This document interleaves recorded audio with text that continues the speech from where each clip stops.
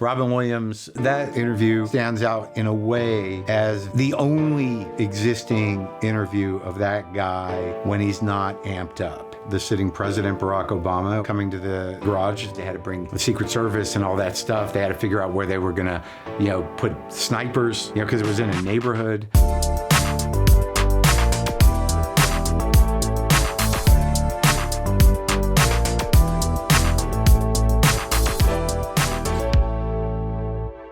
I think the show, at the core is really a kind of living audio diary of my life, the arc of my life over these 16 years. So I think the connection that the primary audience has is deep and real. And I do think that in a lot of cases, I kind of help them manage, their own emotions and their own obstacles in life. I know that to be true.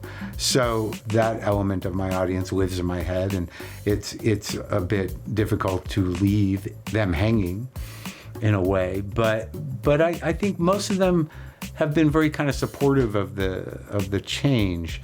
They've been sort of like, I get it, and we're going to miss you, and that's sort of a testament to who my audience is. I think a lot of the interviews are singular interviews, and I sort of see them as kind of, audio portraits of people where, I feel that after in an hour plus, once you get past 20 minutes or 30 minutes of whatever, people's, not defenses break down, but they get more comfortable. And because it's audio, they forget that they're on a mic. And then you get something that is unique to that interview. And because of the way that we did the show, a lot of it is a fairly honest representation of who they are. That was a big day. The sitting president, Barack Obama, coming to the garage. A lot went into that. They had to bring, agents in, the Secret Service and all that stuff. They had to figure out where they were gonna, put snipers, because it was in a neighborhood. There was a big motorcade. I had to ask my retired neighbor if we could put snipers on his roof, and he was excited because they had tried, apparently, because Brendan went out to the house before I got back from Hawaii to meet with Secret Service. And apparently they put a couple of guys on the roof of the garage and they were jumping on it to see who was sturdy. And Brendan goes, it's not, it's coming in, And so the day came, and it was a big deal. And we had made choices around that interview. We were not going to do a political interview, which we were both capable of producing, having done political talk radio. We were going to keep it within the context and confines of the kind of conversations we had on our show. There was some political stuff that needed to be dealt with at the beginning because it was in the news. And we did what we do. We had an hour. We very rarely, if ever, write questions, but we had a time limit. They gave us final edit. They didn't vet the questions because they were dealing with a competent and sophisticated, intelligent president who could handle himself in a dignified and candid way, really. It was a big day for me. I think it was a big day for the president. I'm not sure how much it stands out, but it definitely put the medium of podcasting on the map as a real thing. Robin Williams, that interview stands out in a way as the only existing interview of that guy when he's not amped up and very candid. Because I went up to his house, I drove up and I did the intro in the car driving up. And it was literally, his assistant let me into the house and it was just me and him.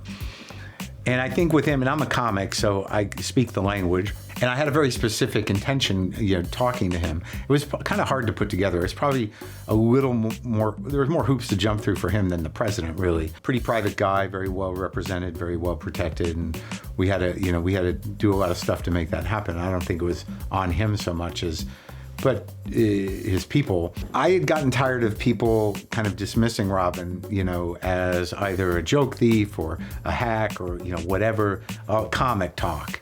And, because this is a guy that's done everything, major hit TV series and tons of hit movies. And these dumb little comics were like, yeah, fuck that guy. I'm like, he did everything you wanted and he did it brilliantly and he did it like no one else. I mean, what is your bitterness? I mean, how are you judging this guy? So it annoyed me, and that kind of drove me to kind of, really want to talk to him as a person and as a comedian. And it was pretty amazing. It was very, very candid and very open.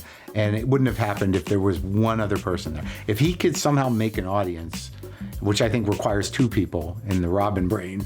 You can bounce all over the place. But because it was him and I in his house, talking as two comedians, you got a side to him that I don't think it ever happened again. It hadn't happened before, because after he passed away, a lot of people used it. He also talked about suicide in it, which, is kind of sad. But I do think it's a very kind of raw representation of who that guy was. I think that audio was really the way to go and stay, because it's a much more intimate medium and it's a lot more personal. But I think ultimately, because the podcast format, whether video or audio, is just so easy, and now it's been kind of co-opted by branded people, and it's just everybody's just blabbering away. And I still think that mine stands out as pretty unique outside of a couple of people that directly copped my style. Which it happens, but it's a little inundated and not as special anymore.